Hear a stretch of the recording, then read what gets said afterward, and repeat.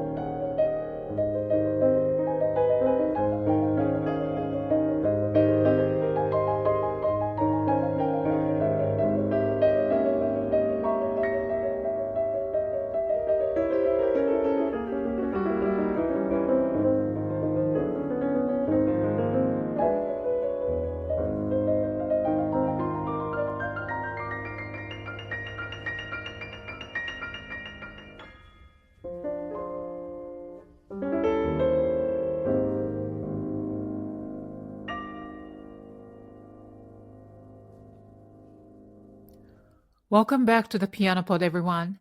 Today, I am thrilled to introduce a truly remarkable guest, Ophelia Gordon, a pianist whose artistry bridges classical and jazz with fresh energy and insight, particularly in the music of Nikolai Kapustin. Joining us from London, Ophelia brings a unique perspective on interpreting Kapustin's electrifying and genre-defying compositions. Her musical journey is anything but conventional. She began as a classical guitarist and double bassist, studying at the BRIT school before earning degrees in music from Durham University and City University London. Her passion for exploring different musical languages ultimately led her to the piano and to Kapustin, whose work brilliantly fuses classical structures with the rhythmic vitality of jazz. Now recognized as one of the most exciting interpreters of Kapustin's music, Ophelia recently signed with Divine Art Recordings and is set to release her debut solo album, Kapustin Between the Lines. Through her performances and teaching and scholarship, she is introducing new audiences to Kapustin's extraordinary music. As a pianist and educator myself and podcast creator, I've always been fascinated by artists who carve out their own artistic identity. My own journey navigating the classical world while constantly evolving as a musician and entrepreneur has shown me the importance of vitality, curiosity, and authenticity. That's why I find Ophelia's story especially compelling.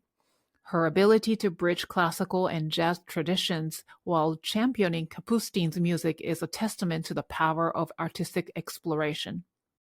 In this episode, we'll dive into Ophelia's fascinating journey, her transition to piano, her deep connection with Kapustin's music, and how she blends two musical traditions that are often seen as separate. Whether you are a pianist, a music lover, or someone passionate about artistic individuality, this conversation will challenge and inspire the way you think about music. Before we begin, I want to share something new with you. Every Friday, I publish a blog on Substack where I go beyond the podcast, offering personal reflections, behind-the-scenes insights, and thoughts on music, creativity, and the evolving role of classical musicians. If you enjoyed these conversations, I invite you to subscribe at thepianopod.substack.com for exclusive content and deeper discussions.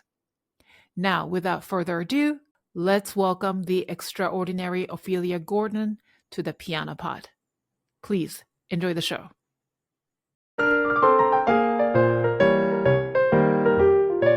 You are listening to the Piano Pod, where we talk to the brightest minds in the industry about how they are bringing the piano into the future and thriving in a complex, ever-evolving world.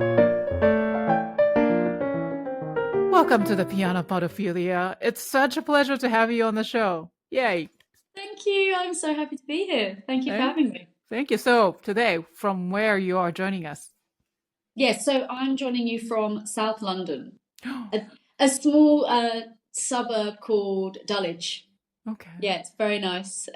Wow. But literally right from the suburbs of London, so quite far away. Oh, how nice! I've never been to London, so I really would love to. Yes. Yeah. Yes, I know, right? So, but before we dive in, I'd like to give a special shout out to Blair Boone-Migura, founder of the Art Song Preservation Society of New York, for introducing Ophelia to the Piano Pod. Of course, for our listeners, Blair and the Art Song Preservation Society of New York are no strangers. They were our sponsor of the month back in November 2024. So, Ophelia, I hear that you were in New York a couple months ago. Yes. Yeah. So I was lucky enough to have been invited to be the resident pianist for the Art Song Preservation Society, which happens at the Manhattan School of Music every June. And I became close with Blair earlier last year, and then he invited me out, and it was a fantastic experience working with roughly about 50 different singers, and I had to learn an incredible amount of repertoire in a very short space of time. I think I probably learned up to about 60 different art song pieces. Oh my goodness. Yeah, in about a month. So that was very challenging. If my sight reading hasn't improved after that, I don't know what will.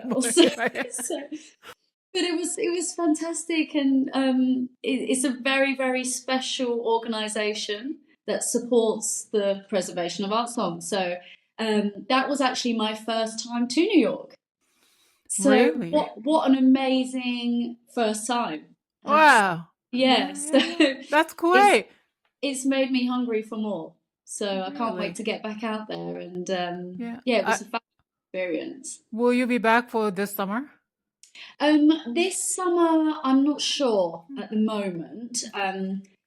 I've got quite a lot going on at the moment in London, and I think that's exciting. It's taking up quite a lot of time. I'm sure we're going to get into that in the chat, but hopefully there'll be more opportunities, and I'm definitely going to be coming out at some point soon. So that you have to come back again, and so that we can meet soon. Yes, in person. Definitely.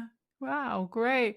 But so today I'm really, really looking forward to exploring the unique style and legacy of groundbreaking Ukrainian composer Nikolai Kapustin, whose extensive innovative works have been, performed by renowned pianists and cherished by so many. But surprised to know that his works remained relatively undiscovered until the later years in his life, no? Yes, yeah. As seems to be the way with certain composers, it's almost as soon as they've passed, that's when they really come out of the woodwork, and that's been my experience with him anyways. I only recently discovered him in 2022. Oh, really? So I'd actually never heard of him before. And then through my research, I've obviously realized that he has kind of sort of from the 90s is when he was becoming more popular. But from 38, 1938, nobody really knew of him. And he's such an incredible composer. And I feel so lucky to be talking about him with you and exploring him. I'm just incredibly passionate about his music. Yeah, and I can tell. And then I really also want to discover why your obsession, right? And then I'm sure there are so many stories and explanations and behind it. But before we go even further, I usually start this question with most of the guests. So the first question for our conversation is, if you were to capture the essence of your artistry, mission, and passion in just a few sentences, how would you define yourself as an artist today? Yes. So I would say that I'm an artist who doesn't tick any boxes. I don't fit neatly into a style or an expectation. I'm very multifaceted, and my background, my education, my training, and now my work really gives this multi-diverse approach. And I think that as my artistry has been growing and changing and I've been maturing as a pianist, I'm starting to realize that it's being yourself and being authentic is what makes you an artist. And that's what gives you the strongest artistic voice. So it's a hard question. It is. but I could talk forever about it really, but I think it's just about realizing that I'm not a one size type of artist, and I have had so many different experiences that actually that's beginning to shape who I am as a unique person, and it's about embracing that voice and that authenticity. Wow. Well said. I don't know Really. if that answers the question. Oh yeah, of course, because this season's theme is authenticity and joy on the piano pod, and it's just what you just said just fits perfectly. So you said you don't quite fit in, but actually you fit into the piano pod theme perfectly. So Thank you. Yeah, but authenticity brings joy and happiness, right? And I think that's it. I think it can take a long time to figure out who you are, and then when you start realizing actually you're not meant to be another person, you're not meant to be another type of musician. We can admire other musicians and we can be inspired by them, but really they are not us, and we will only grow as an individual if we embrace ourselves. And that's what I'm learning to trust more and more. I'm still kind of at the beginning of my journey. Although I've achieved great things, I still feel like there's so much that's coming, and I'm still figuring out more about who I am. But the more I lean into that's what makes me me, the more my audience are connecting with me, and the more my playing is improving as well, just by trusting. Do it your way and believe that, and take all the little bits that you've picked up with you along your way, put that in your music, and the audience respond in a very different way when you really are coming from that mindset. That's what I've been experiencing recently anyway. Wow. So. Yeah, but to get there, to find your own voice is not easy. It's challenging. Yeah, and I think culturally, in Europe in particular, it can be very difficult because there are expectations of what musicians should be like, what they should play, how they should play. There's so much protected repertoire. Some of the most amazing repertoire, Beethoven, Chopin, Schubert, but it's so protected that if you ever want to try something else, you have to expect some sort of backlash in some ways, right? Because it's just been worshipped for such a long time. But I'm beginning to notice that if you trust your own interpretations and you really have a reason for why you're playing the music, it changes the perception of the listeners. It's very interesting how there is this shift once you get to that point, but it takes a long time to get there. And I think it really comes from having had life experience.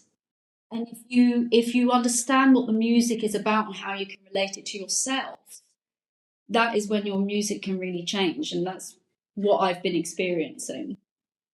So. You've been saying trusting yourself, trusting oneself. Yeah, That's sometimes it's not easy because yeah, we, like you mentioned, not only I think in Europe or in the United Kingdom, but yes, also in the United States too, like classical music institution. What makes it classical music is classical music. And then, so just to break a yes, little rule here and there, just right. And then you yes, almost feel like, am I supposed to be doing this? And can I trust yes, my gut? Can I trust my intuition, yes, instinct? Right? yeah. Yeah. And we get told so many different things. Mm-hmm. So you've at some point you've almost got to collate everything that you've been told and then almost push it out the window, so you can pick up bits in the way, but at the end of the day, it's you playing the music and you need to connect with the reason why you're playing it. So it's getting to that stage and just trusting that everyone is going to have a different opinion about how you're playing, but they can never argue with why you're playing. And if you are able to demonstrate that emotional connection that you have, then it totally changes everything. But I think it leads into another point of being vulnerable enough to do that, because that's the problem. I think that's one of the biggest barriers here. It's almost like most musicians know I want to play it because I love it, or this piece reminds me of this, or I have a reason of why I'm playing this music, but I struggle to be vulnerable enough to show that in my playing. So you have to be open to letting people really hear the music and where it's coming from and why you're playing it. And you don't have to explicitly tell people why you're playing it, but they will be able to hear. That's my experience anyway. That's been my recent experience. Wow, that's amazing. Yeah. Now we can really talk more in depth. You already explored a little bit, but yeah, later, much later. But Yes. so I'm really sensing the reasons why you are attracted to Kapustin because Yeah. he is his own thing. Absolutely, absolutely. So I first discovered his music on BBC Radio 3, which is a very popular radio station here. And in all fairness, I probably had heard his music as an encore before at a concert or something, but didn't sort of clock. And then when I heard this piece, it was within about 5 seconds, I knew immediately I have to play this music. I was like, who is this? What is this? I'm going to go home as soon as I get home, because I was in the car at the time. I said, as soon as I get home, I have to find out what this is. So I went onto the listing, the radio listing of what was being played. And I saw it and I was like, oh my God. And I just listened to more and more and more. And I just became completely obsessed. So that's almost 3 years ago. And I started just by playing the first etude. Mm-hmm. Oh. I thought this is a good plot. Where should I start? So I'd already played varying different types of etudes, Ligeti, Chopin, different ones. But I thought, okay, I'll start with what seems to be one of the most popular pieces of Kapustin. And it took, I'd say, like about a month to understand the language properly. But then after that, etude after etude after etude just became easier and easier. And now I'm doing an album. So it's crazy. It's going to be about 70 minutes of Kapustin. Wow. Yes. It kind of just exploded, really. And now, it's like, for me, it's the most comfortable repertoire that I play. Completely, yeah. I feel so at home with it. And I knew that when I first heard it on the radio, I knew that I'm going to be able to do this music. Like, it just spoke to me immediately. But going back to what you said about how Kapustin doesn't fit into a box either, and I think that must be what drew me to him, because it had the language, the harmony, the rhythm of jazz, but it's not improvised.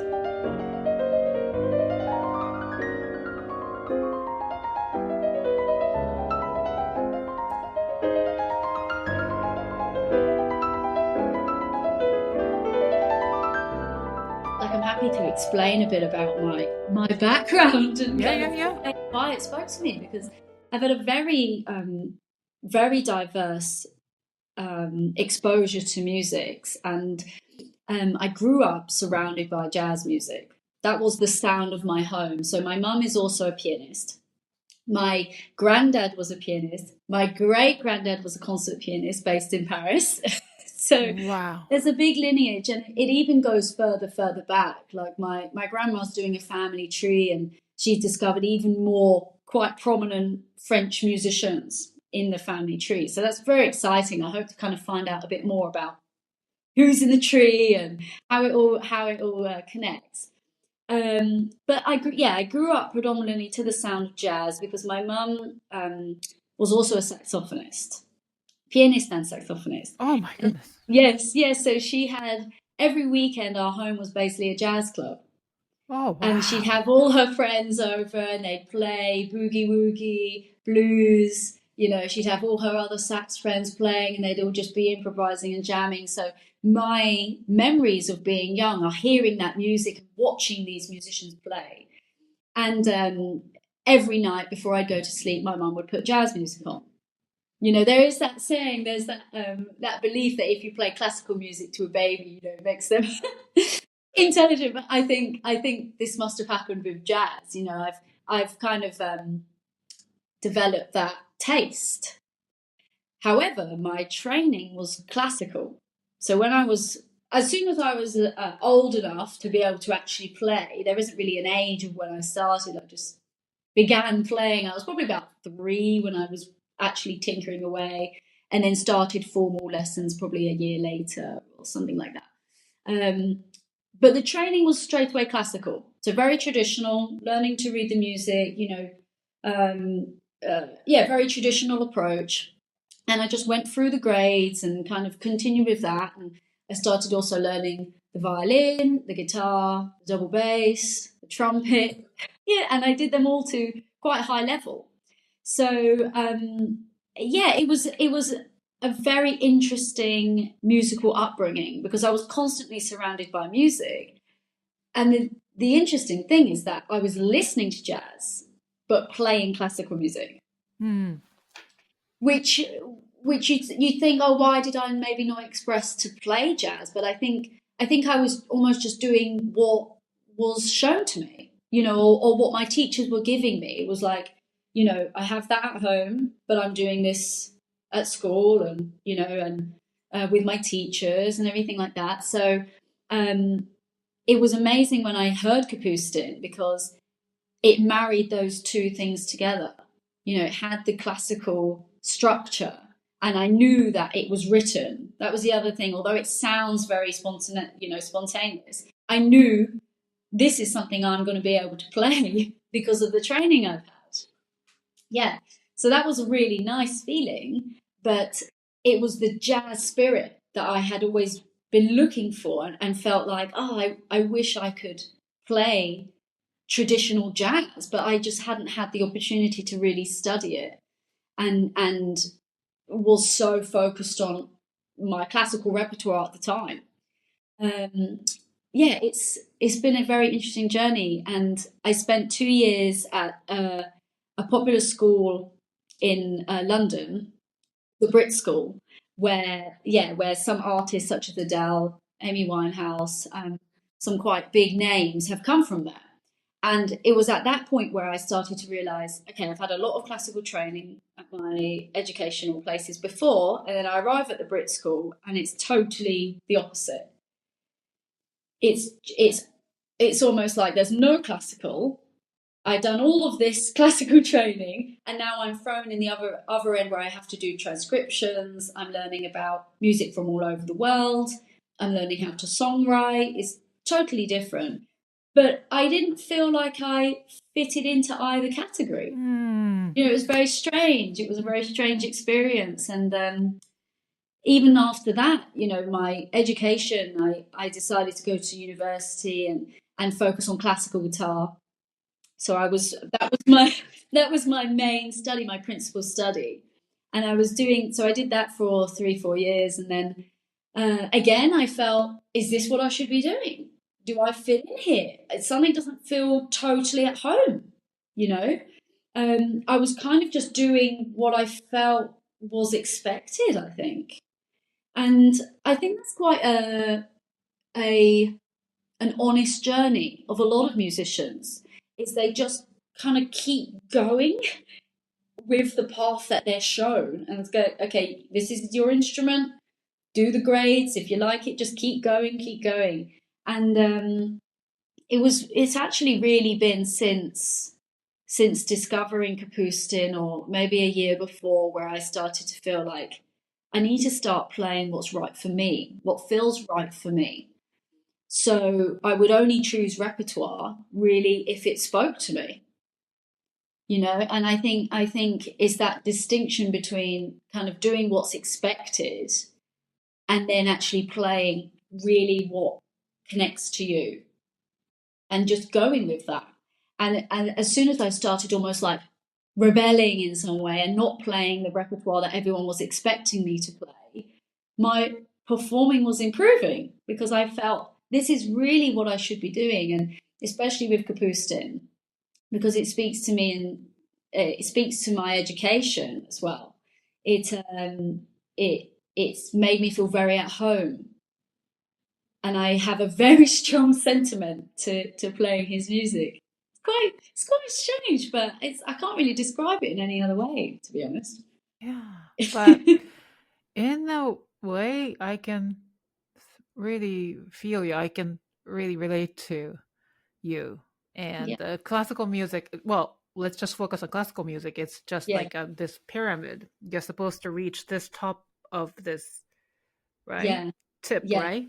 yeah. But yeah. There's this sort of expectation. There's Mhm. huge expectation, Oh, and yeah. like going back to what I said about uh, how protected the repertoire is, there's almost no room for your own imprint in it. You know, if you do something that's totally personal, you have to be prepared that people are going to come against it. You know, then they might not enjoy it. But I think that actually, if you find repertoire, so it doesn't even have to be contemporary. It can be traditional repertoire, but it's again connecting to just playing it completely authentically and trusting that. You know, it's about anyone can really play the notes. You know, we can all, you know, if you spend enough time, we can all learn to play the right notes at the right time. But it's really about the why and how you can demonstrate that. And I'm hoping with Kapustin that I'm able to, you know, show my journey through the album, because I'm not playing his music purely because I like it. You know, it's for a very different reason. And I think the album has come exactly at the right time in my life. And it's an album about a journey. And it's not a finished, you know, it's not a perfect product. It's not, this is the pinnacle of my, this is just a point in my journey. And how I have found total, almost expressive freedom in his playing. So I Oh, don't know if wow. that makes sense. Does that make sense? Yeah. Does make sense. It does make sense. Wow. So we can talk more about the album later, but album comes in sometime in the fall Yes. 2025, something Yeah. like that. Yeah. Okay. Yeah, we're hoping. We're Hmm. hoping. Hmm. So I've recorded the first half. I've still got a lot more to do, but it's all set to be recorded in the spring, which is really good. And then there's, you know, things that have to happen before it's released. But hopefully in the next few months, I should be thinking about a proper release date, and there'll be a launch party, and it's all very exciting. But yeah, hope this year definitely it should be out. So very exciting. That is very exciting. Yeah. Now, I've also because I've known Kapustin for a while. Like, Yes. yeah, Yeah. because I think he's bigger in the United States. Obviously, his music was so influenced by American jazz music. So obviously, if you live in America, United States, you hear quite a bit. And then Yuja Wang, she performed the I think third etude number 3. Yeah, that's famous. I've been to her concerts twice and at Lincoln Center, and then she always plays that as one of the encore. pieces. Yeah, and I think that's great because she's obviously this huge pioneering figure, and for even just that little glimmer, for that profile, for someone of that profile to be playing his music is fantastic. And I think that has started more and more people going, what is this, you know? And I think it's fascinating that it's popular, or maybe even more popular in America than it is at the moment in the UK, because Kapustin never went to America. Yes. So Wow. it's amazing how he's an absolute genius, because he picked, Yes. the whole influence has come from the radio, really, and TV. That was everything. There were visiting American pianists that would go to Russia and play, because he spent a lot of his time in Russia, although he always said he was a Ukrainian. So, you know, let's respect that and not say that he's, you know, Russian. But it's really special that he was able to pick up so much just from those mediums. And I bet he would have loved to have gone to America and actually seen it and absorbed it in the flesh. But the pure genius that he had. He is. And, you know, because I've tried several etudes. I tried first one, and I think I tried the number 4, etude number 4, Remembrance. Oh, Yes. that's so beautiful. And then Yeah. number 5, Raillery. Oh, that Yes. is just insane.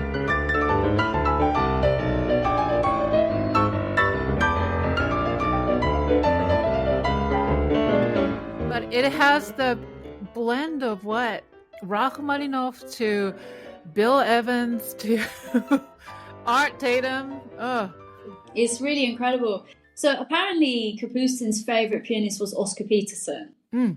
And actually you can hear that in the preludes. Mostly, I feel, personally, I think that that's the response I've gotten mostly from audiences as well, because every time I've performed his music, and actually almost for the last 6 months, all of my concerts have been all Kapustin. So if you come to watch me, be prepared to listen to just Kapustin. But people love it, and they just say they almost are the audiences are teaching me even more as well, because they'll come back and say that sounded exactly like Herbie Hancock, you know, and I hadn't thought, actually, yeah, that is a bit like her, you know. So I love hearing other people's responses to his music, because then it's educating me as well. And I think that's really special. And I recently posted a video, you know, sadly, so many artists now have to use social media, you know, to promote their music. And although it can be a difficult world to navigate, I think it's quite important that we try to reach audiences through that way.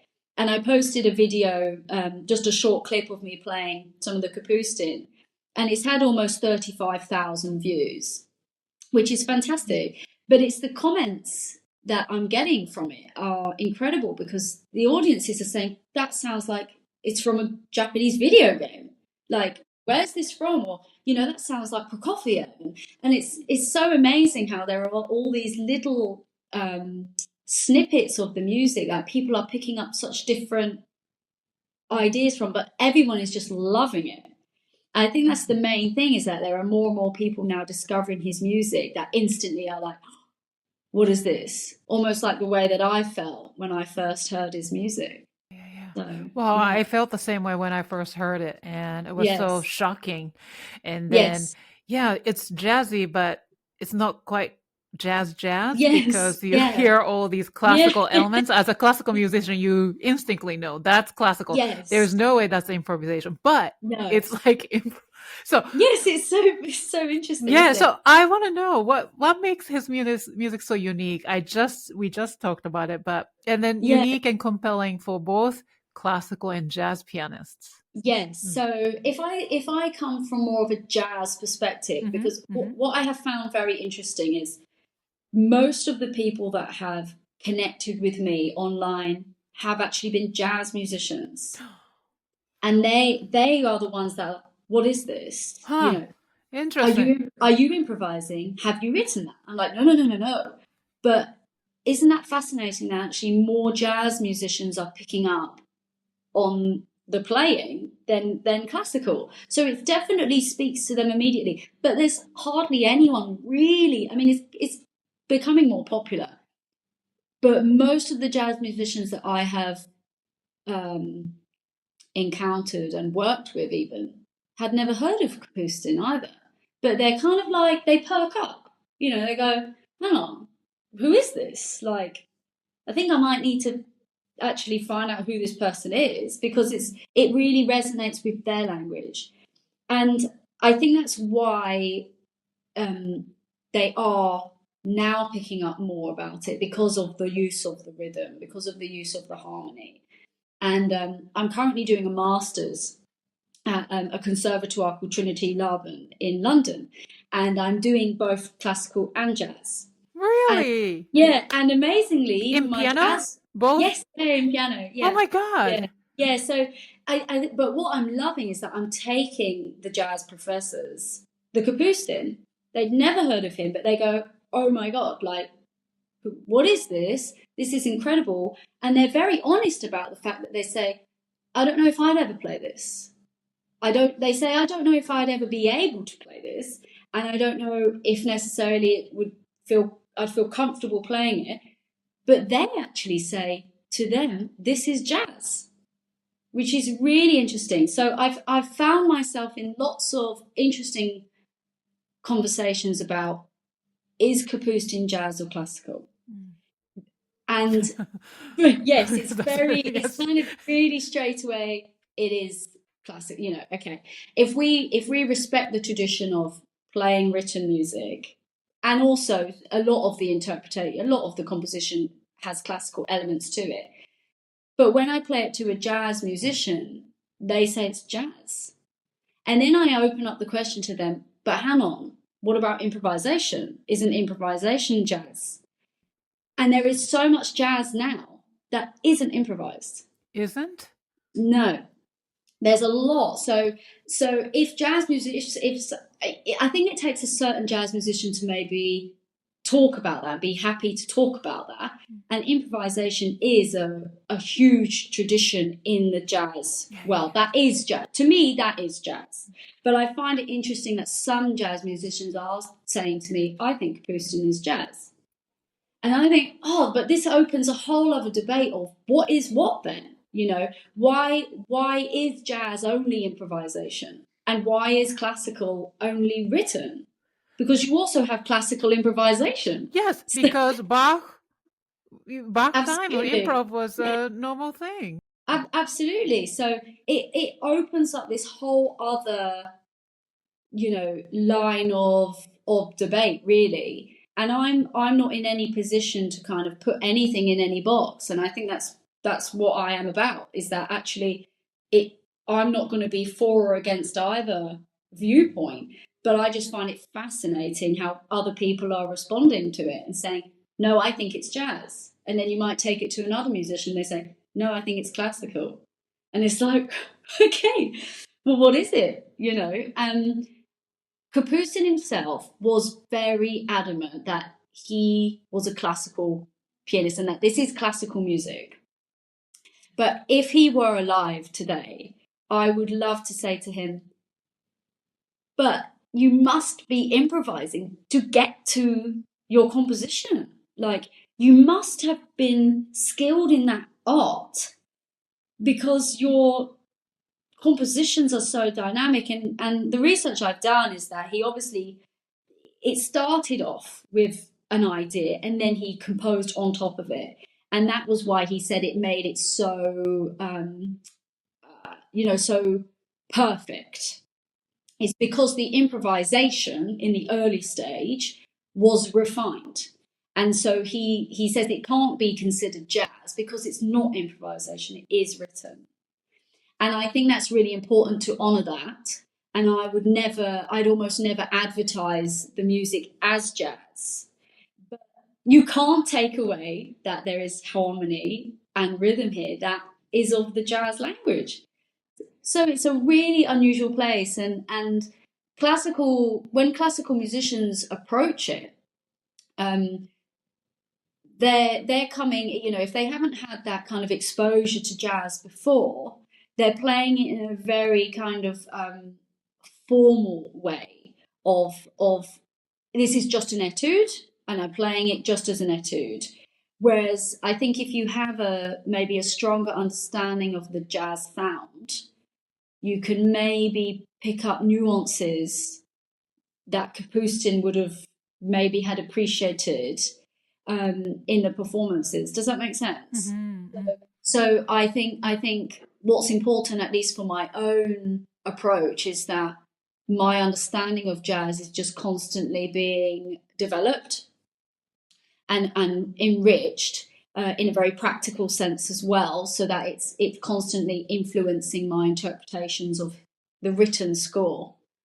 So you've got to have both, really, I think, in this. I'm this hearing concept. this in and out of either side, right? Yes, yeah, that's it. It's very it can be a very debatable subject, very, and it kind of leans back to the protectiveness of people's repertoire and the protectiveness of genre, and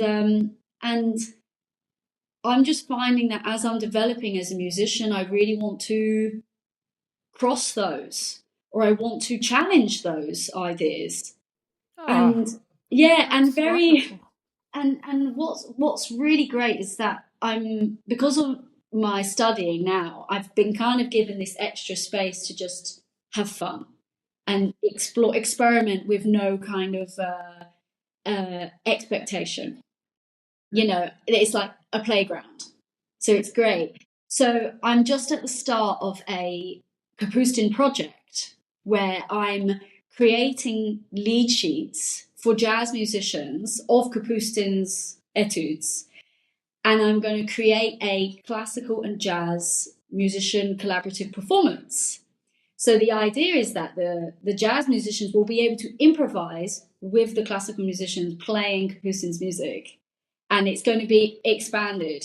And I think that is something that needs to happen. And I think Kapustin has kind of given this opportunity to explore this, or this is what I would like to do, and this is what I'd like to explore. So that's a whole other thing aside from the album. Yeah. I have so many questions. Wait. Yes, sorry, I'm going off on a tangent. So based on Kapustin's current, let's say, etude number 1, something like that. Yeah. Then you are making a lead sheet out of it, right? Yeah. So lead sheet is usually there's a single melody line, and you'll see the chord names on top. Yeah. And then jazz has its own chord thing. Like you see the letter, capital letter with like a little bit of a different codes to follow, like a C minus, C major. I'm explaining to my listeners. So that's exactly what you're doing. And usually jazz musicians, when they do like a big ensemble or something, they have this lead sheet in front of them. Then they're improvising according to the lead sheet. So you're not supposed to go play the different chord. Yes, yeah. You have to follow. Yes, you have to respond to what the harmony is saying, and once you know what the harmony is, it then opens up doors to the scales that you can play within that harmony. So then that helps you improvise on top of the harmony that's been written out. So my project is really to analyze all of the harmony across the whole etude. That's a lot of work, which is why I'm really trying to learn jazz as much as I can and understand harmony in that way, so that I can analyze that. But I what I want to be able to do is to be able to say, okay, classical musicians, here's the score, learn the score, do it as you normally would, but here's the lead sheet for the jazz musicians. And although the classical musicians, there might be there might be more space given. I might put sections in where it will give room to the jazz musicians to improvise. So there will be slight arrangements. The whole point is that on stage or in a performance setting, we will be able to play together. Oh my God. And there won't be this, oh, well, you're only jazz, so you can't play this, and you're classical, so you're not allowed to play. You know, there's got to be a joining here. And we aren't all, you know, you only have to stay on that side and you have to stay on that side. And I think Kapustin is that perfect platform to do that. He's almost given you the template for that. He said, here's the harmony in a classical structure, but why can't we improvise on top of that? Sure.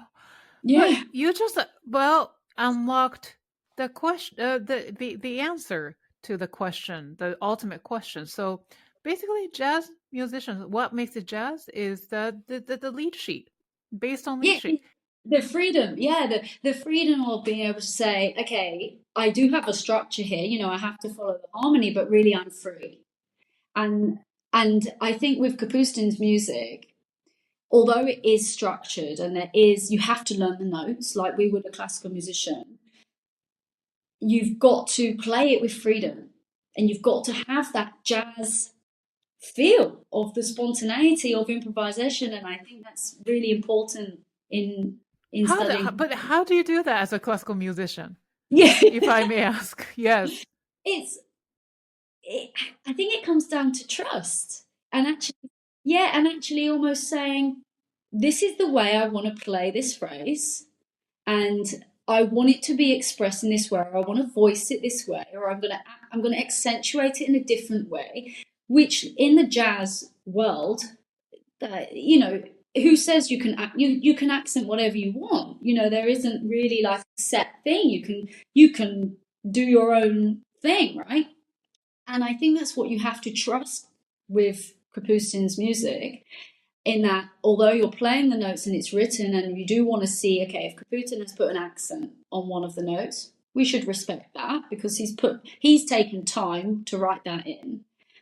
But Kapustin, in some of his scores, when we've been lucky enough that he's written a description about how he wants to play the piece, which you do find in some of his scores, he says, from his own words, play this as if it is being improvised.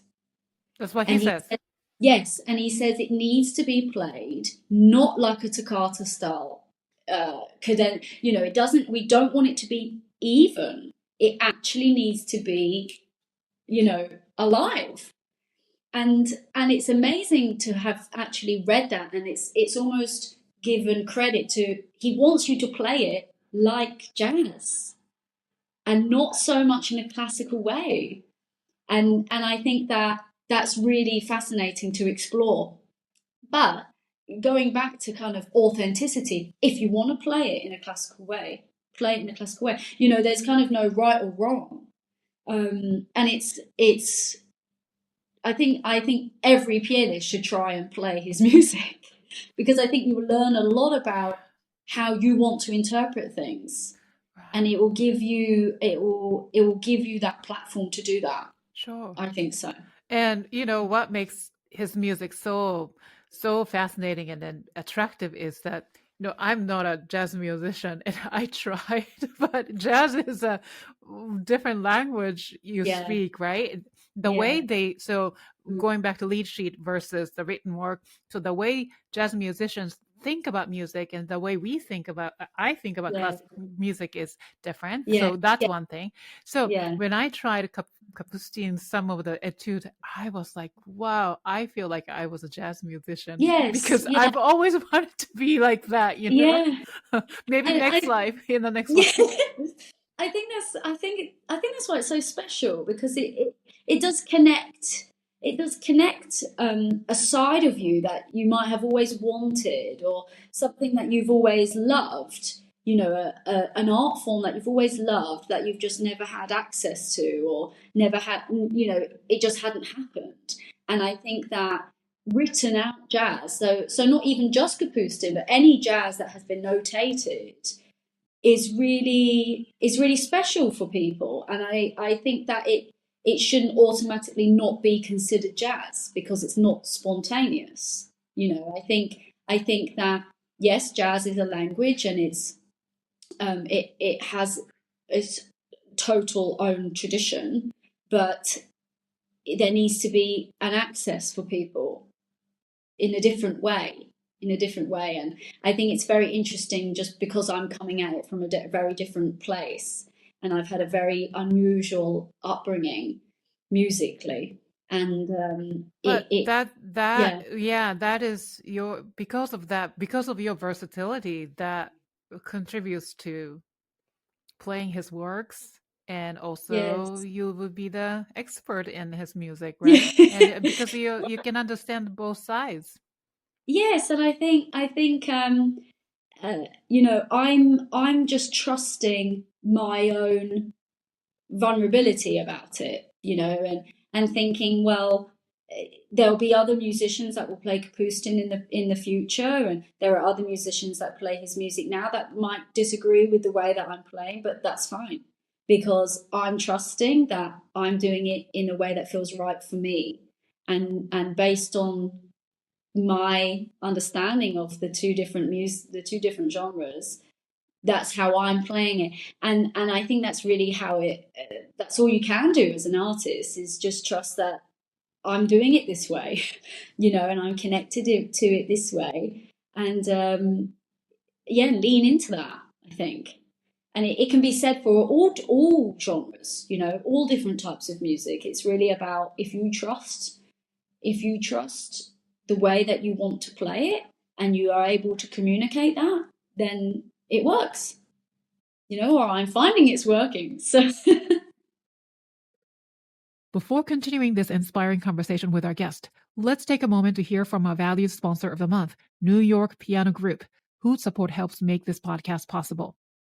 Do you love the piano, but wish you had a community of fellow pianists to grow with? Well, look no further. The New York Piano Group has been uniting pianists of all levels since 2010, with over 100 events hosted, including workshops, concerts, masterclasses, and online performance meetups. New York Piano Group offers a unique space for adult pianists to connect, perform, and develop their craft. As a member, you'll enjoy exclusive performance opportunities, discounted event tickets, and if you so desire, the chance to organize your own workshops, masterclasses, or concerts.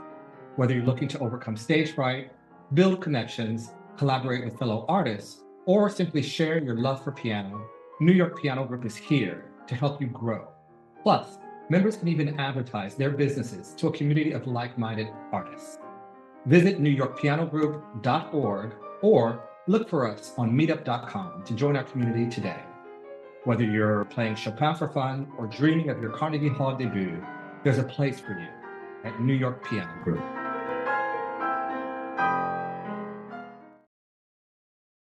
But you know what? You're beaming. Your energy is just coming through this screen right now. And because you found your way, because, I love talking to people who are sort of like you, like in a gray area.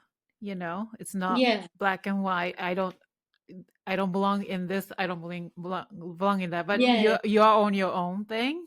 You know what I mean? yeah, And yeah. but then I understand. So when someone like you then finding, because of that, the challenge it would be really finding your own voice or own expression. I I mean, whether that happens with most artists at some point, I don't know. If people talk about that, really. But I mean, before Kapustin, I was playing a lot of Rachmaninoff, and I really loved playing his repertoire, and I still play kind of in my spare time. I still play his repertoire, and that's another music that speaks to me as well. And I used to have people say, you play it so honestly, and I always wondered what they meant by that. And it wasn't necessarily about you're playing it honestly as you're playing the notes honestly. You're actually playing it because you're playing it honestly because you're playing it exactly how you feel you need to play it. It's the honesty from yourself, which I think is what they were referring to. So I think all artists or any aspiring musician can feel hope in that, and think, if it's coming from an honest place and I'm really connected to the music, it totally transforms the playing, and to trust that it's okay to be your own voice, and that you don't have to fit into any particular category. And actually, as soon as you start becoming yourself, that's when people resonate with you more, or you connect even more. And it's a very amazing experience when you start doing that, because just even in performances, the kind of the response I get when I'm just totally playing myself, and not sort of thinking, oh, I must make sure I do this, or, you know, that teacher's told me to do this, I've got to do this. You know, as soon as you just start trusting, I know what I want to do, and I know I can do it, the whole game changes. So, and I think that's what's happened, and I think that's how the album has come around, because I was so in love with Kapustin, and I think at the time I'd only learned a few of the etudes, and the record label heard me play, and they just said, we love this, we want to sign you and just do a whole album of it. And I was like, but I was just playing. I wasn't even like, I think I was doing a recording, but it wasn't like a commercial recording. And they were involved in the project, and I wasn't feeling particularly well on the day, and I was just like, oh, you know what, it's fine. I'm just going to play my best, and, you know, just kind of be myself. I can't do anything other than be myself, really. And they just absolutely loved it. And I thought, oh my God, like, I wasn't competing, you know, there wasn't any kind of formality. I was just playing how I would normally play, or I was just playing me. Does that make sense? Yes. Yeah. But, you know, it must have been a really hard work to get there, I'm sure. But at the same time, how fortunate that being able to Yeah. find, you know, your Yeah. ways. And it must Yes. took a lot of courage too, sometimes. Yeah. But And I'm still working through that, you know, and I think there might be a point, I think, where I think as artists you'll always have to do that, because there'll always be someone that might have something negative to say, which is very normal. We all have to understand that.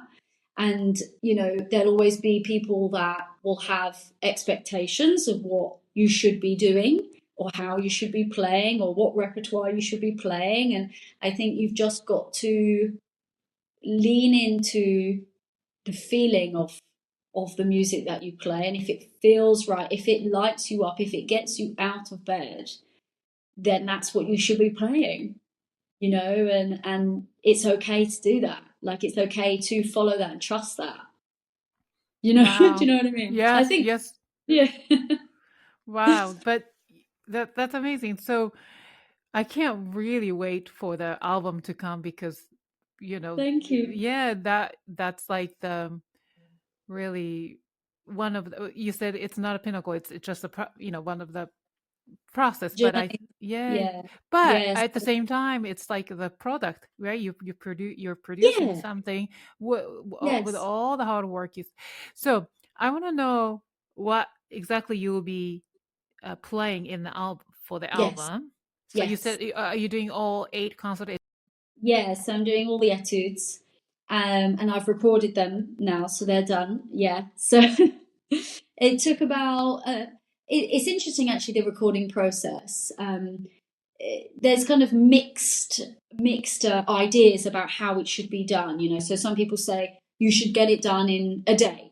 Try and do it in a day. Others are saying, no, no, no, it takes a week. You know, you've got to have a whole week. So I thought, I'll go for the middle. I'll go for 3 days. So I gave myself 3 days to record all of them. And we got it all done. And that was amazing. And yeah, kind of looking forward to hearing them all, you know, together. And once they're mastered and everything, and just hearing the final product would be fantastic. So I'm also recording 7 preludes. But Yes, yeah. yeah, from ranging kind of from number 5 up to 23. So there's a mixture of them there, and I've chosen specific ones, kind of back to my point of which ones make me feel. How do they make me feel when I really play them and really listen to them, and which ones am I most passionate about? But I also felt it was important to maybe include some that, if you hadn't heard Kapustin's music before, these are good starting points. These are really, this is Kapustin, kind of like the one that, for my own taste anyway, because some of his music can also become quite contemporary. There's a lot that's almost slightly atonal in style, like the tonal sense is quite hard to pinpoint. And I thought I don't want to choose anything that's going to be too unaccessible for both jazz and classical audiences. So I've chosen some of, I think, my favorite ones. And then I'm also recording 4 standalone solo pieces. I'm not really familiar with those. Yeah, they're wonderful. I think if you want to first start playing Kapustin, they're probably the best repertoire to start with. I mean, the etudes are great. If you have kind of if you're ready for the challenge and the kind of the technical aspect of it, great. But if you want to learn more like songs or just nice pieces, they're really great to start. So there's one called Big Band Sounds, which actually was written, Kapustin originally wrote it for big band and piano. And I'm hoping to do performances of that soon. So that would be really great. Like literally the big band? Yes, yeah. Oh, wow. Yeah, so that would be fantastic. But he then rewrote it for solo piano. So that would be fantastic. And then there's also a few slower, more reflective pieces, one called Contemplation, another called Ballad, which actually doesn't have, as far as I'm aware, doesn't have a commercial recording for yet. So that's really exciting. So that'll sort of be a premiere of that, which is really great. I'm also doing a paraphrase on a famous Brazilian piece called Aquarela do Brasil. So totally different from his other repertoire. It's so Brazilian. It's a samba piece. And I again wanted the audience to hear so much versatility and show everything that he does. Big band, preludes, etudes, Brazil, samba, contemplate, really contemplative music as well. And I've given myself a bit of a challenge of also learning one of his 2 piano pieces, and I'm recording both parts myself. And that is a paraphrase on Dizzy Gillespie's Manteca. So yeah, that's a huge challenge, actually. I think that's probably going to be the most challenging one, and also one that I'm most curious to see how the audience respond to it, especially the jazz audience, because it is a very famous jazz piece by one of the biggest jazz artists that's ever lived. And it's going to be really fascinating to see what they think of that. And I'm studying really carefully the original recordings of the Manteca, lots of different recordings from Dizzy with different bands, and loads of different recordings from that to make my own interpretation as I would want it. So that's really exciting. Yeah, but that's quite a big challenge. So I think in total there's going to be about 21 tracks. Oh my goodness. Yes, I think that's everything. I'm trying to think if there's anything I've left off. No, I think that's about, I think it'll be about 21. So it's going to be a lot of work, and it's crazy how it's all just coming together and just happening. And I think what I'm learning as well as a recording artist is that once you've actually recorded, you're still going to be playing this repertoire. But I'm also playing the repertoire in such a different way since the recording. And it's that evolution of your playing. Of my playing, yeah. And I think that's what's really fascinating to learn about this journey, is that people will come and see my performances, and although they're still the same pieces, my evolution, my growth as a musician will be in a different place from when I actually recorded. And it's almost like they'll get a very different experience from coming to watch me live. And I think that's exciting, though. I think that's a really nice thing to embrace, that you can, there's the product, there's the album, that's the tracks, but you'll get something totally different. So come and see me, And I'm actually just about to do a first performance of arrangements of the etudes with drums and bass. So forming my own trio, which is really based on one of the etudes. Yeah. So when I first started learning the music, I obviously came across a great pianist called Frank Dupree, who's recorded a huge amount of Kapustin Oh and yes, I yes, think I just heard his piano concerto number 4 yes, by yes, yeah, Kapustin. Yeah. yeah, he's just released a new album, and he one of his first Kapustin albums was his trio arrangements of Kapustin, and they're fantastic, and I think that's given again even more evidence of that this music can be played in such a different way, and it Yeah, it's can almost like really a Piazzolla. Makes me think of Astor yes, Piazzolla, yes, right? Right? yes, Hmm. very much, Hmm. yeah, very much, and I think it's a really exciting feature, and although the album isn't going to have any trio arrangements, I'm looking forward to putting that into my performances and giving the audiences a whole nother taste of his music. So it's amazing how artistry can develop so quickly, and you can constantly come up with new ideas, and already, if you come and talk to me again in 3 months, I'll probably have another idea, and it would have changed again, and yeah, it's just so exciting, really exciting. I Yeah. mean, even just learning, Kapustin's music for the first time, I'm just Yes. like playing. And usually when it's like a classical repertoire, I can really hear it while looking at the score. It's supposed to be. But Kapustin, I'm, I need a little bit more time. For one Yes. thing is because I don't have the jazz background, but also I don't necessarily hear it by just looking at the score. Yes. Do you Yeah. experience that? Um. I think at first I had to work on that as well. Hmm. Um, and I think the difficulty with it is because of the way it's drawn rhythmically.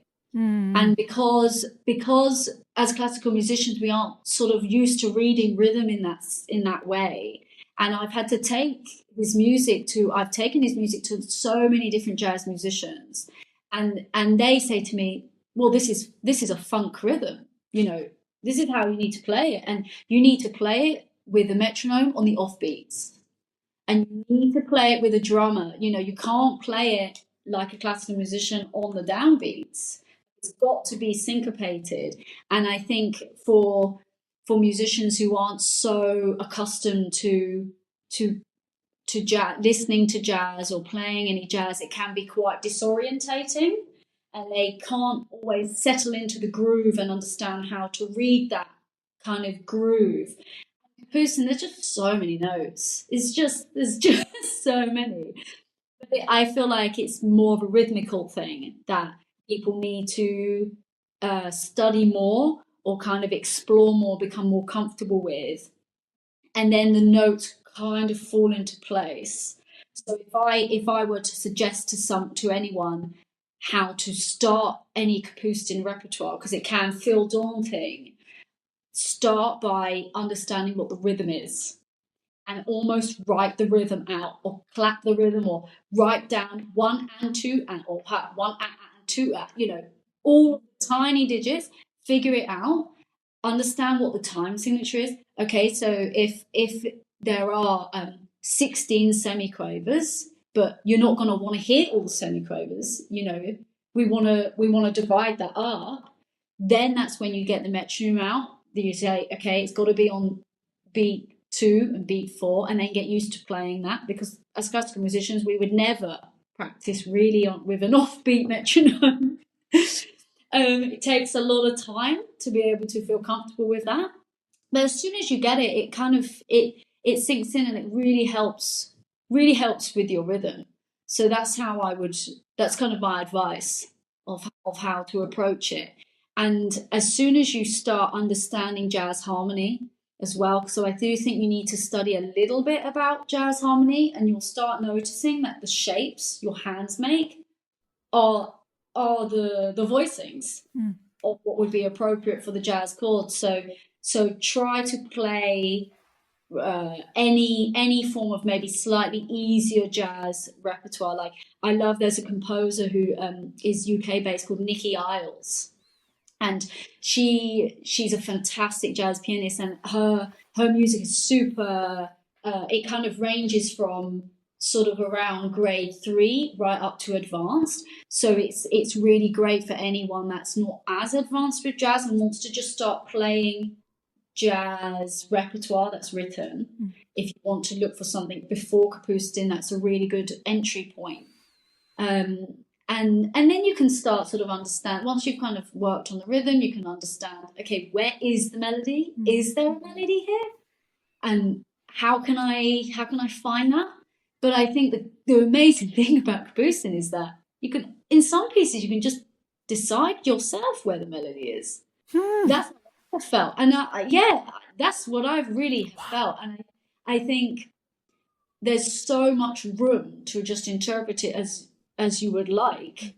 And that's the joy of it. And that's what gives me the freedom, is that actually I think there's a voice here. Or I think there's a voice here, you know, like why don't we bring out the thumb in the left hand like you would sometimes in classical repertoire? But why can't we do it here as well? You know, there's nothing to stop me from doing that. So you can make a lot of choices yourself. And I haven't had anyone, I've had not very many professors say, no, don't do it like that, you know. So it's working well.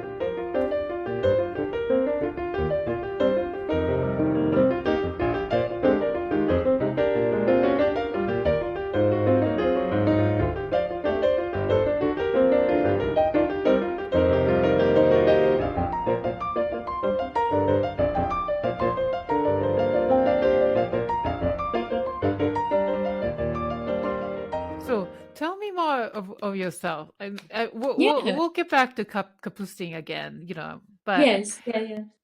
it's interesting, like, because you were like for college, you were Yes. playing classical guitar, and I think you Yeah. were also playing double bass. You know. Yes, yeah. So That's a jazz double bass, or bit of both. both. Yeah. Yeah, so I was in jazz bands growing up, and I was also You classical. were.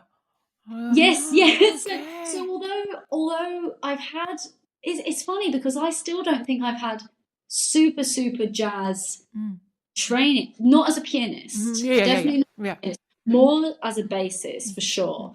And also, I'm starting. I think even just this week, I was reflecting a lot on my background, and I'm trying to become more aware of my identity. You know, of just the type of musician I am.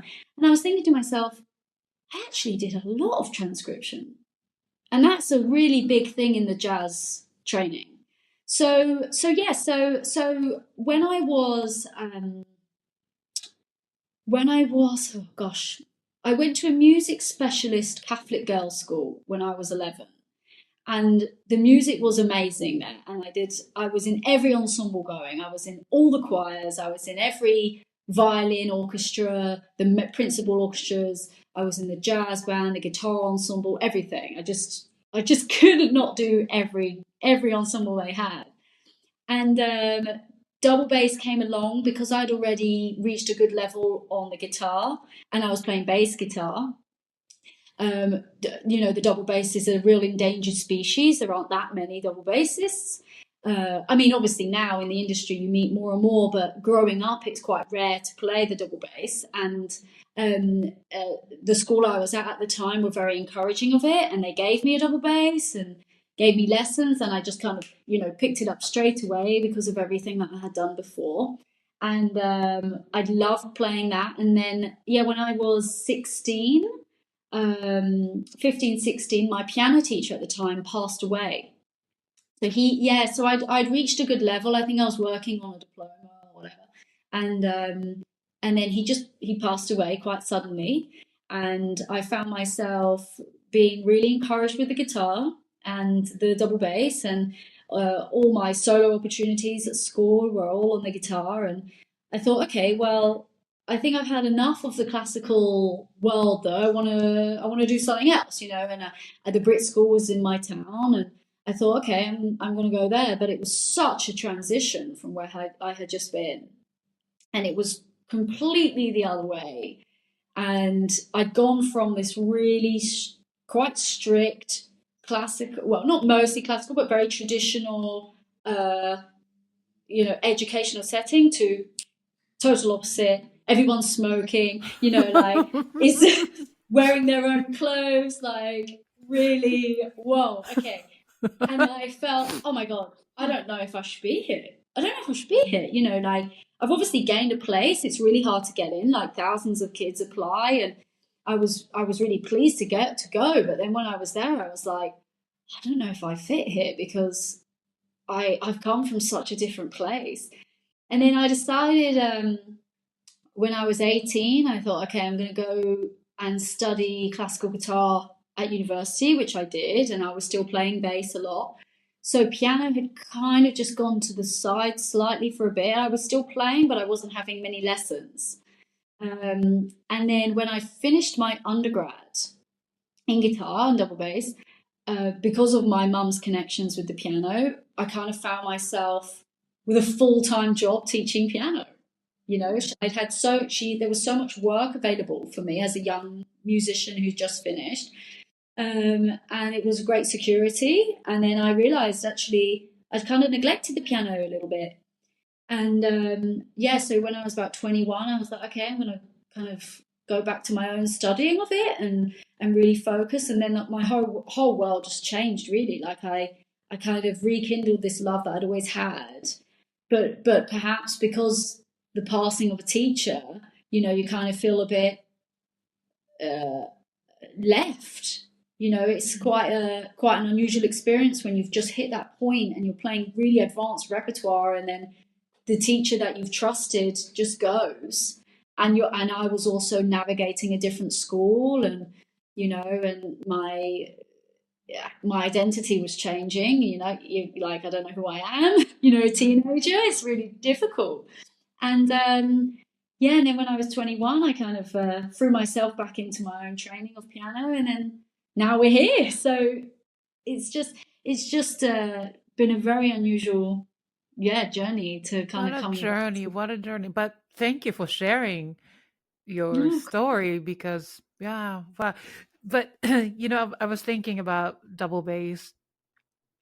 I wish I had some sort of a experience with that, because what I tried to play jazzy stuff, or when I was even taking a few lessons from this jazz pianist in New York, Jim Riddle, whom I also interviewed in first season 1, and he's an incredible jazz pianist. And then what I struggled was the bass line. So he would say, boom, boom, boom, boom, then he'd do this. I'm like, I hear it, but I can't do it. But when somebody would play this, humongous chords like Rachmaninoff, and I play this, I can do it. Right? I can hear it, but that bass line, I cannot improvise. I cannot do it.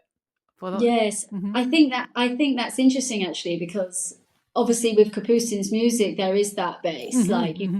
Although there's chords, and there's a lot of left-hand voicing, so you're not always just playing a singular note. But because I played so much bass in different styles as well, so it wasn't just finger style, it was also with the bow. I really resonated with the lower register. And I was also an alto, so I was singing always the lower register, and it's made me very comfortable playing all the left hand really in Kapustin. It just kind of, I voice it as if it is bass. So definitely having had all those years of bass playing has helped significantly, I think. The only thing I really wish that I had were drum lessons. And although I think my rhythmical sense, probably from being a bassist and playing with drummers, when I was at the BRIT, I was constantly playing with drummers, so I think I do have that. But I would have loved to have done that as well. It's not too late though, maybe I could take some. Yeah, never too late. Next time maybe you come back here and hey, I just picked up on drums. Who knows?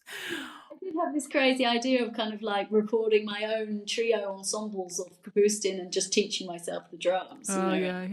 Yeah. But idea of making this piano solo into this jazz band stuff, it just blows my mind. Yeah. Did somebody suggest you to do it, or is it coming from the inspiration of his music?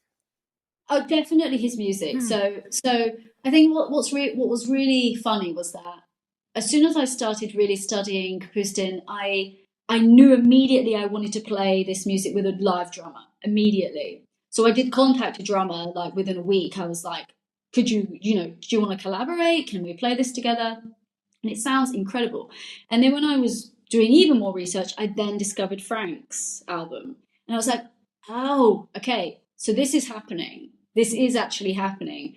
And it kind of gave me the courage to think, I can do that as well then. Like, if Frank has done this and kind of set this scene of you can do these interpretations, go for it. Obviously, there'll be Frank's and these will be mine.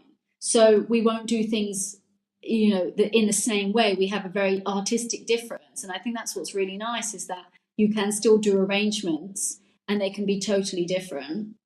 But he was kind of that confidence.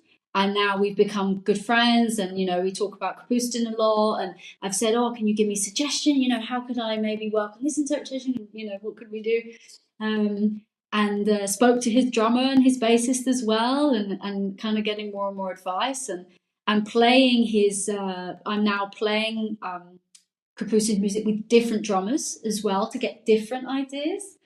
I've gone to a samba specialist to learn really about the rhythm of Brazil and how to study that more. And I think that's really important as an artist to just keep learning. It doesn't stop just when you're doing concerts, when you've reached a point where you're actually doing concerts and doing an album. It doesn't mean that you can't still learn and network with other musicians who you could still learn from. It's just so much more, and I can't wait to see by the end of the masters what more I've learned about different approaches and different interpretations and all the different musicians that will have different ideas. So it's super exciting. Yeah. And so what made you decide to go back to school? Yes.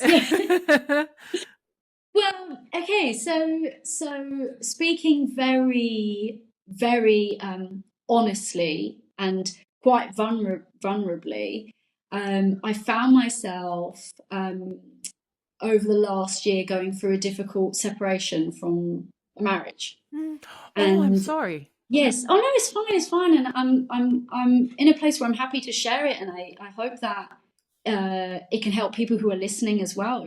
Just kind of deepen connection, really. And so I kind of committed myself to just working as a professional musician, and was performing, teaching, doing lots of accompanying. Obviously, started playing a bit of the Kapustin as well. And then, found myself in this obviously quite difficult situation where I'm now, nearly divorced and having to really rebuild my life a lot. And it was during that process where I thought, I think I want a few years to just focus on me and to really do what I love. And at the same time, so in the midst of the very difficult separation, I had received the record offer, the contract, and then it prompted me, okay, well, if I've got this opportunity, I'd really like to be in a place where that's going to be mentored and supported. And I hadn't had those years just for the piano in an institution. It had been the guitar, and I thought, I think I owe it to myself to really do what I want to do at this stage, because my whole life had just completely changed from what I was expecting to happen.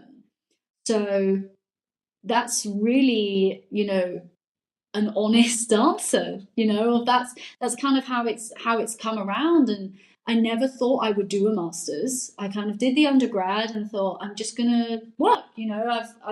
I feel like I'm gonna learn a lot from working, and I was very lucky that I've been really busy and really successful as a professional. But I thought, when something like that happens in your life and it all just completely changes, you start thinking, what is it that I really, really want to do? Or what could I do now that I know is what I need to do for myself? I've almost just said I need to put myself first. and I need to spend time reconnecting with my music, reconnecting with myself, finding out who I am, because it was a very, very long relationship. So it's interesting how music, especially Kapustin, has really been there during this time as well, and the album is a result of this period of my life. When things happen and your life changes, sometimes there's only one thing that stays, and whatever that one thing is, that's the thing that you need to lean on. And it was my music. It was the only thing that was giving me comfort. It was helping me process. And it's interesting that Kapustin was that music. It's almost like the structure of his music made sense during a time that was complicated, and the extreme focus that you need to have when you play his music really helped kind of channel things for me. But I think what's interesting is that I play his music very emotionally, and it's not something that maybe you would immediately associate with Kapustin if you'd only ever heard it for the first time. It's not like Rachmaninoff, it's not heart on the sleeve music. Well, you wouldn't think it is, but for me, it really is. For me, I'm very emotionally connected to it, and it's carried me through some really difficult times. So yeah. Sorry, it's quite heavy. No. This is a very important thing. Yeah. And I think it's just important to be honest and to accept that music is this foundation for a lot of people, and I know it's not just me. Like, I know that since kind of sharing this story with people, there's been so many people that have reached out to me and said, I feel like I've gone through exactly the same thing. Music has been so important to me during difficult times, and it can be really life-changing. So the Masters was kind of a result, I feel, the album, it all kind of came so organically during such difficult time. So yeah, I think I just have to, that's why I thought I'm just going to follow this and just see what happens, like not be tethered to an outcome, not kind of have any huge expectation of oh, I hope it does well. It's almost like, well, I'm playing it because I needed to play it, because it's kept me going, and that's it. And I've been able to connect with myself through the music. So to anyone that's listening, I think I just, would love to kind of offer that sense of trusting that things like music or art or anything where you feel like you can really express something in words that can't be said, do it. Just trust that will help you, because that's how it's been for me.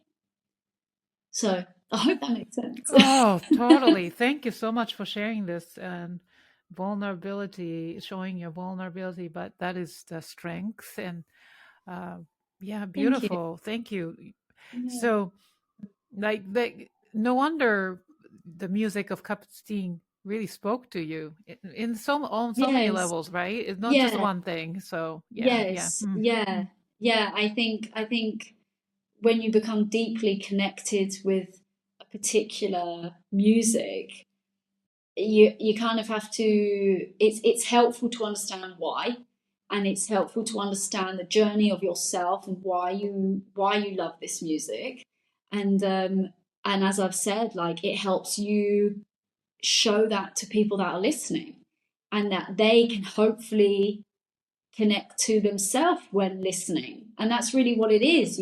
I think when you hear a performer and you're moved by them, it's because they're doing that. It's because they're so connected with what they're playing, and it's helping you connect with your own experience when you're listening to them. So I think that though that's that kind of special quality when you watch a performance that you hope to experience. And I'm hoping to keep doing that, keep learning about that. And, you know, I'm so inspired when I see musicians that do the same, that do that that have that quality in their playing. And it's just trusting that works. Well, I've said the word trust so much. I know, but you're doing it. That's amazing. So I want to know the title of the upcoming album. Yes, yeah. So it's called Between the Lines. Between the Lines. Yes. Tell me. Kapustin, Between the Lines. Okay, where does this title come from? There were a few other titles, and I kind of sat on a few things for a while, and I thought I've got to be able to say in the cover that although this music is this cross, it is this fusion, so there's the betweenness there, but also let's read between the lines of what this music is about, and also read between the lines of why I'm playing this music, you know, and it's really not just an album about here's the notes, it's actually about what's in between the notes, what's the story of my life that's been happening, and I want to show you in that.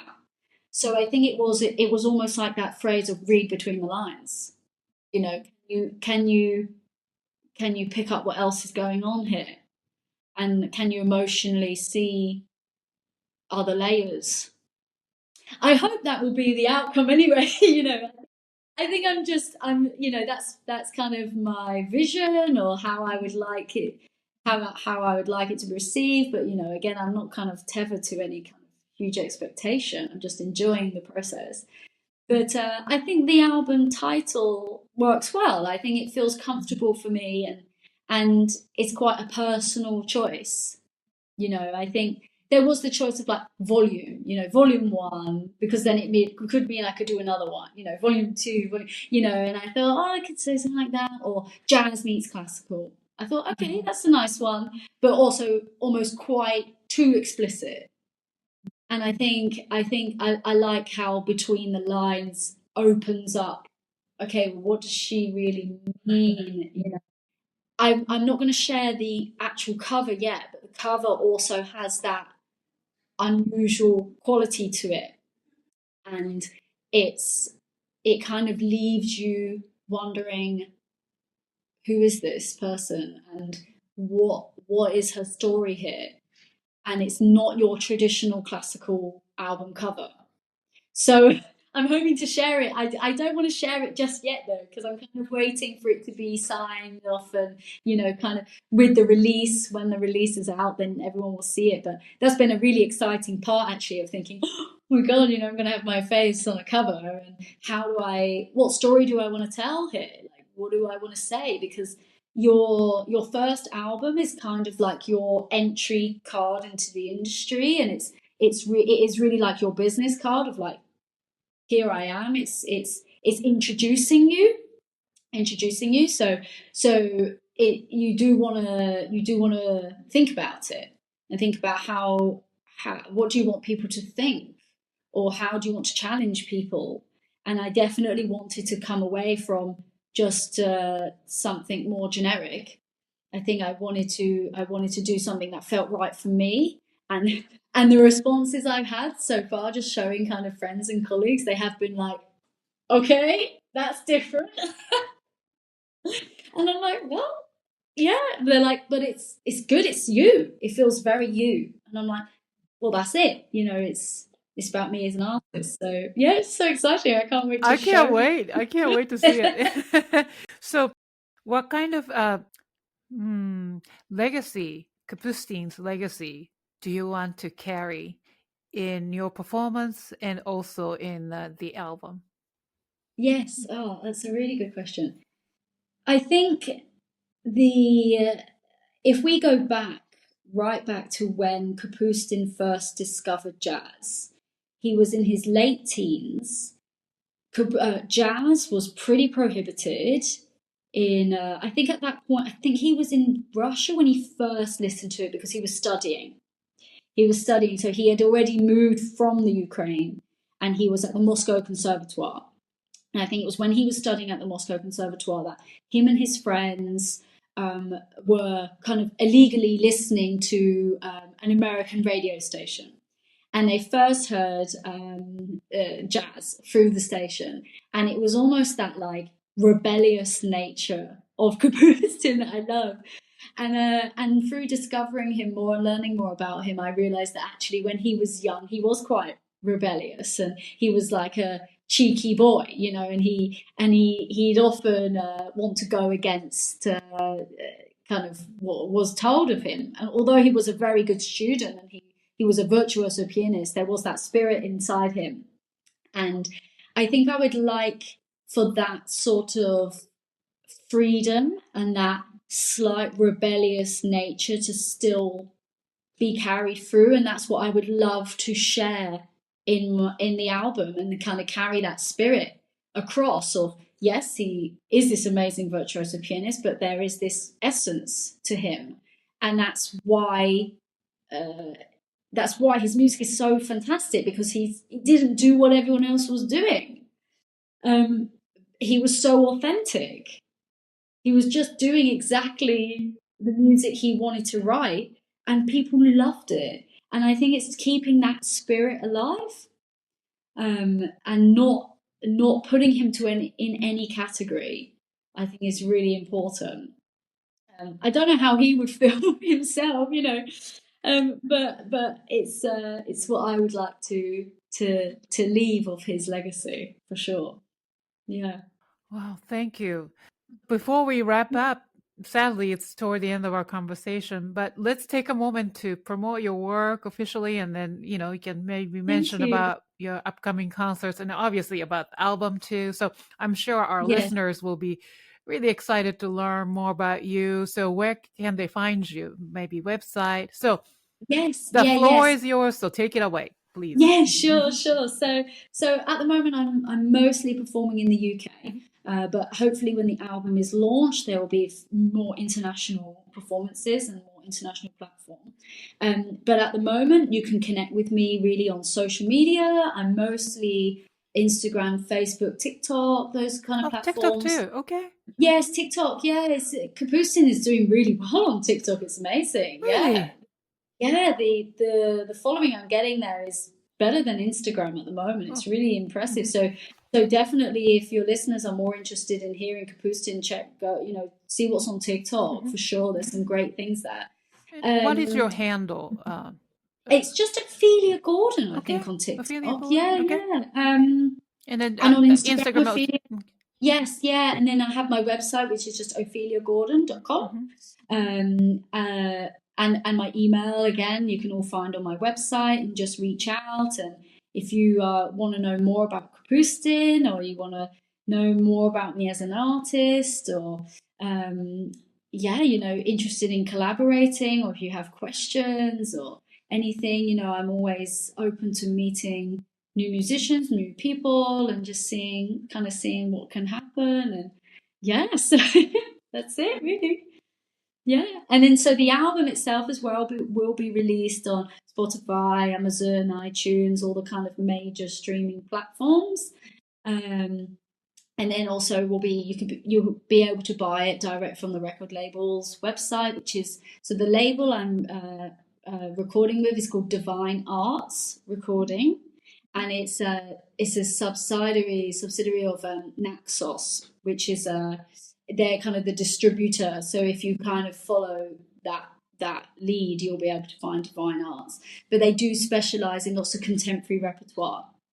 So it's really exciting to be kind of they have a few jazz albums, but they've obviously never recorded Kapustin before. So I'm really looking forward to being the first Kapustin album within their catalogue. So that's really exciting. But yeah, I hope that gives people ways to find me. Yeah, I'm sure. And then I will list all the links in the show notes as well. So Fabulous. Yeah. Now, I didn't tell you, but before we go, we usually have this rapid fire questions where I ask each guest Okay. silly questions and you have to answer them each question in as Yeah. short responses as possible, and no explanation is needed. But before we Okay. go, do you have any last thing you want to say? Or, Well, thank you to you, Yukimi, for having of me. course. And it's been so lovely talking, and I hope that everyone has understood what I said, because when you just talk, sometimes you think, I hope people are understanding what I'm saying. Loud and clear, we understood Yeah, you. And and then, yeah, go ahead. good, and yeah, and I'm just so excited for what's to come, and yeah, I hope I've connected with people that have been listening, and yeah, thank you again so much for having me. It's been so nice talking to you, and you've been so warm, and sorry I've spoken so much. No, this is great. That's why I created this platform. I want you to speak. And thank you so much for sharing all your stories, but also Thank your you. expertise. I learned a lot. It was a masterclass. So Oh, bravo to you. oh, Yes, thank yes. you. Thank you so much. So let's get into this rapid fire, right? Yeah. Okay, All right. okay. So Oh we'll gosh, start with I'm nervous. we'll start with easy ones, and then we'll Okay, get to some more advanced ones. So, okay, question okay. number one: what is your comfort food? Spaghetti bolognese. Yes, good Yeah. one. Yes. How do you like your coffee in the morning? Milky. Mm, Yeah. great. Cats or dogs? Cats, Cats. Do you have a for cat? sure. Um, no, actually, I don't at the Hmm. moment. I have a dog, but I can't wait to get a cat. Yeah. Oh, you poor dog. I know, I know, I know. All right. Sunrise or sunset? Oh, that's hard. Sunrise. Sunrise. Summer or winter? Summer. Yeah. What skill have you always wanted to learn but haven't had a chance to? Shall I say the drums? That's right. Yes. To me, it's the jazz piano. So yes. Yeah, Oh, yeah, yeah. great. Playing the drums. Yes. Yeah. What is your word or words to live by? Just be yourself. I think that's the right thing. Yeah. If I'm being very clear. Mhm. Yeah. Just be yourself. What is the most important quality you look for in other people? Honesty. Always. Yeah. Honesty. Authenticity. Honesty. For sure. Name 3 people who inspire you, living or dead. Okay, so I love a British pianist called Joanna McGregor.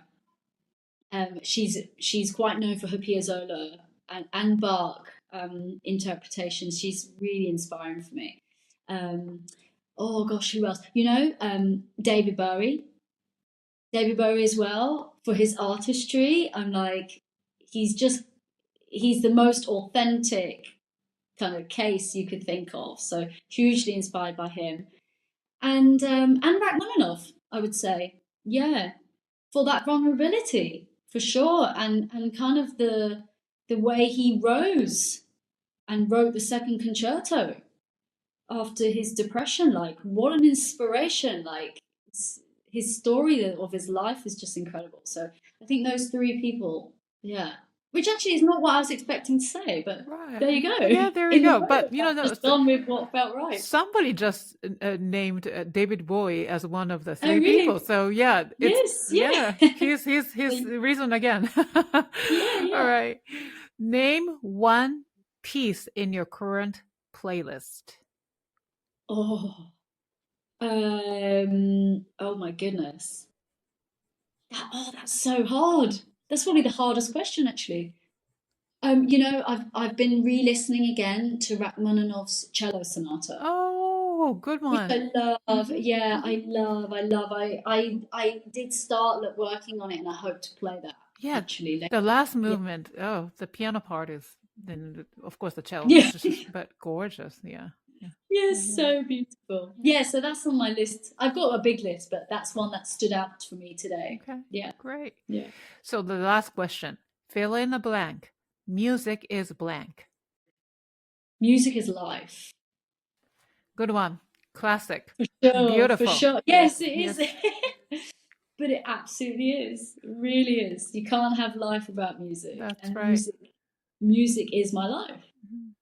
So, Wonderful. you know, it's not just what you do, it is actually who you are, you know, in lots of people's cases, in my case. So there you go. There you go. Thank you. So that concludes this episode of the Piano Pod. Thank you, Ophelia, for joining us today and sharing your incredible stories and insights and expertise. To our wonderful audience, you can learn more about Ophelia and her work by visiting her website at opheliagordon.com and follow her on Facebook, Instagram, TikTok at Ophelia Gordon. And of course, thank you to our faithful fans and listeners for tuning in. If you enjoyed today's episode, please give it a thumbs up and subscribe to the Piano Pod on YouTube. And don't forget to share and then review this episode on your social media and tag the Piano Pod. It's one of the best ways to help us grow, and we would love to hear your feedback. For the latest piano news and updates, be sure to follow the Piano Pod on Substack, Facebook, Instagram, TikTok, and LinkedIn. I will see you for the next episode of the Piano Pod. Thank you, Ophelia. Thank you, Kimi. Thank you. Bye, everyone. Thank you.